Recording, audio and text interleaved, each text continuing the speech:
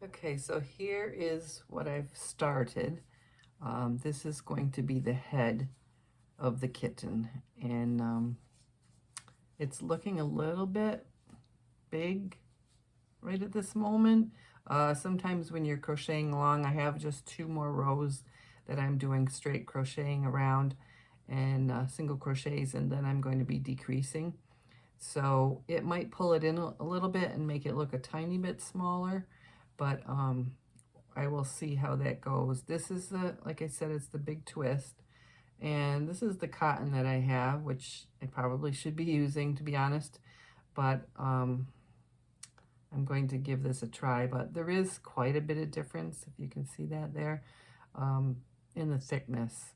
So it is going to make it, I wouldn't say double the size, but a bit bigger than what it's the pattern is intended, and the pattern is absolutely adorable.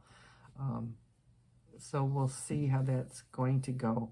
But I do want to explain to you too, as I'm working along here, if you don't know how to change some of the features on when you're watching your videos, you can actually, you can change the speed, which I'm sure some of you know already. You can change the speed on it. So I slowed it down because it sounded like it was going really fast to me. So I slowed it down, and I actually started writing down the pattern of what she was doing because it sounded really complicated to me, and I didn't quite understand what she was doing. But I have to say, once I stopped for a minute and went back and looked, the part that she was posting and not the part that was the audio was some directions up on the left-hand corner, and it actually just said in our terms, United States terms, on how to do the stitches, and it was in understandable language. So my suggestion would be to watch those and maybe not listen to the video as much, or you could even possibly turn it off if you wanted to. But they do just say, you know, row with single crochets, or start with the magic ring, 6 in the magic ring, and you'll end up with 6 stitches. I always like keeping the count at the end of my row when I'm writing it down. How many stitches am I supposed to have? So she says 6, I put that in parentheses at the end of the row. And that is really clearly done on the left. It's done in 2 spots. The upper spot, I think, is probably in her language. I'm not quite sure. I don't remember exactly which one it is now. It could be Spanish. And then below that, it says it in American terms, and you can read it. And that's exactly what I go by. So you may not want to listen to the audio quite as much. I do go to closed caption, the CC down at the bottom of your screen, and I do turn that on. So I am able to see the words. And sometimes you can see the translations, and maybe it'll help you understand a little bit more of what's going on. But it's she's really reading it in English. It's just the words that she's using sometimes aren't the way we understand it. So that was a little confusing. Just reading the directions on the left was fine for me. There's a place where you can go on the little gear icon at the bottom, where you can find the language, and then it'll also give you a feature to translate it. So if you click on translate, it's going to tell you the language that it's in, and it's going to ask you what you want to translate it to, and you have a list of all kinds of languages that you can translate it to. So I definitely recommend using that feature. I always switch that right away when I'm looking at a pattern that's in a different language. So switch it so it'll translate to English, and then just follow along on the screen. You may find it easy to understand when she's speaking. I really had trouble getting the hang of that. So that's how I accomplished it. And it's a very simple pattern. It's very simple. It ends up, you make the head, which is kind of just a typical amigurumi way of making a round ball. And so that part looks pretty simple. And then the bottom part, you do the body and the legs. And you start with the body section, and you crochet along on that. I haven't done it yet, but I was watching the video carefully. I watched it through twice, and she does switch and you do, oh, I'm sorry, she does do the legs first. That's typically the way I've seen it done, when you make one leg and then you make the other leg and you join them together. That's typically the way that I've seen it done. Not a ton of times, but I've done it enough that I have the idea of how it works. So you're going to make one leg, which is very easy, then make the other leg, and then you crochet them together with I think she puts it together with a slip stitch, and then you crochet all around them, and you just use that as your one row. So that, and there's increases in there and then decreases, and she has some great ideas on how to shape the body so it looks like a cat when you actually put it laying down. So the body and the legs are crocheted together, and that is one piece. And then you have the head for the other piece, and the tail, which is very simple. I think it's 6 single crochets in a magic ring, and you just go around whatever number of times she tells you, and then you have a cute, adorable little tail. And the way she puts it at the end is the cat is laying down, his head is a bit tilted, and she shows you how to crochet the eyes so that it looks like a little sleeping kitten. Does have some ears on it that are done in different colors. The tail's in one color, I think she used gray, and then one ear is in gray, and then the other ear is white. So you don't have any color changes in the body, which I'm not quite up to that yet. I have difficulty when it's doing a lot of changes and I do the counting. I'm having a bit of trouble doing that with a dog pattern that I've just started. So I kind of put that aside because I was getting really frustrated. So this one, she makes it easy for you. It's in one color, but it looks a little cuter because it has the added color with the tail and the ear. And she's got some cute techniques on doing the pink inside the ear and the way she does the face. It's very simple, but very cute. And then, you just sew the tail on simply, sew the head to the body. And the way she does the tail is it's a typical sleeping cat that you've probably seen, like a sewed version. Fabric versions used to be very popular.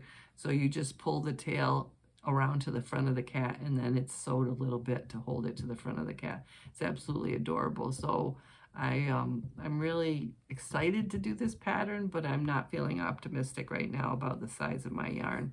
So I will go a little bit more on this. If I think it's not going to be successful, I may try the cotton yarn, just because I love the pattern so much. I really want to try it. So it does help you increase your crocheting skills when you see something like that. You see a cute pattern, or you start out and then you have to learn a new stitch. Well, I quickly search on YouTube, and if I need a new stitch, it's there. Everybody is on there doing quick video tutorials that are very simple, and the stitches aren't really that hard once you learn them once. So I do encourage you to not give up on a pattern just because some of the stitches might seem a little hard.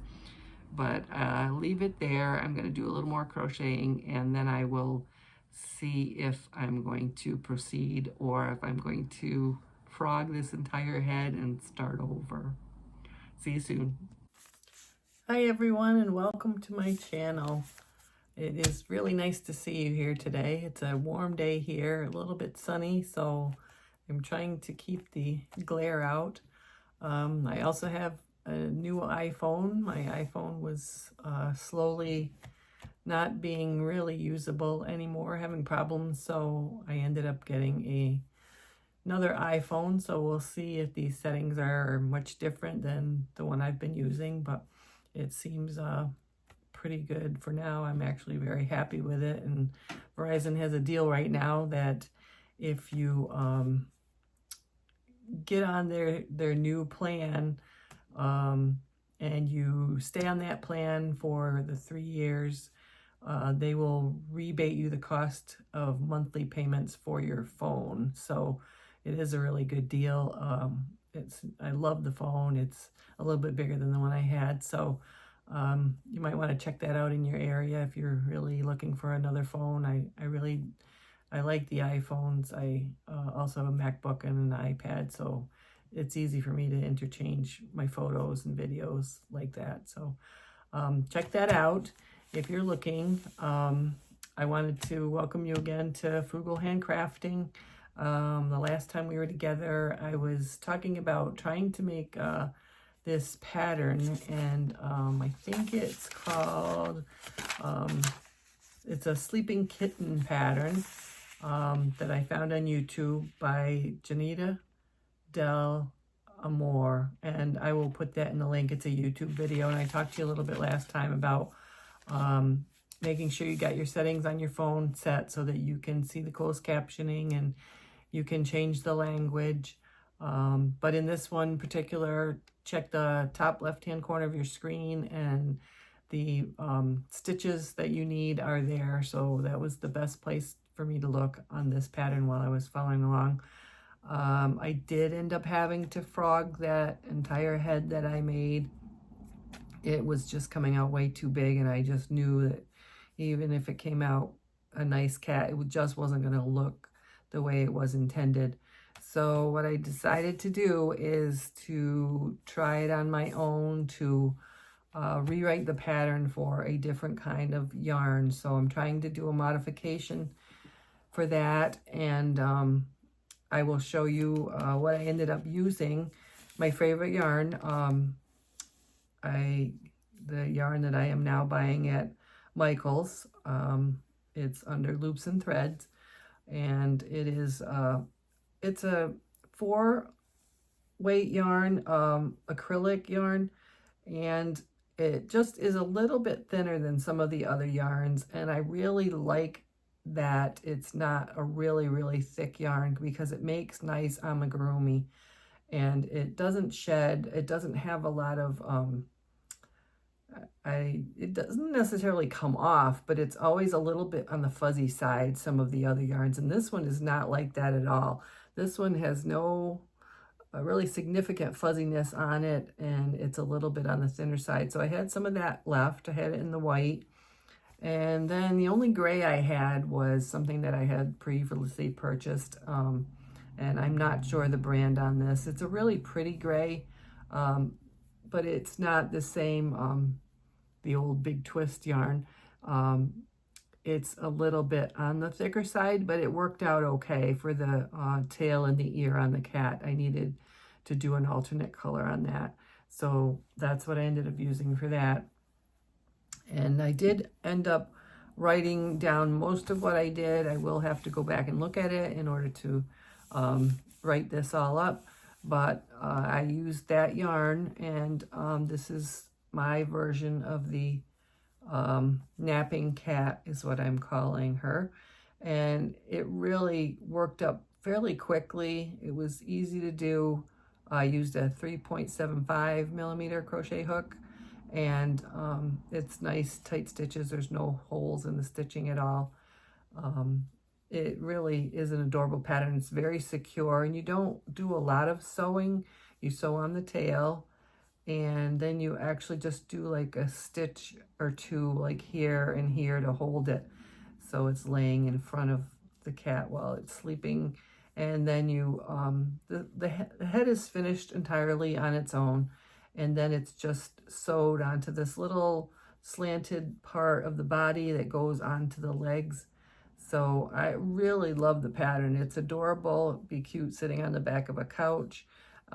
Years ago, I used to make this style cat when I was doing a lot of sewing. So a fabric type cat like this was very popular.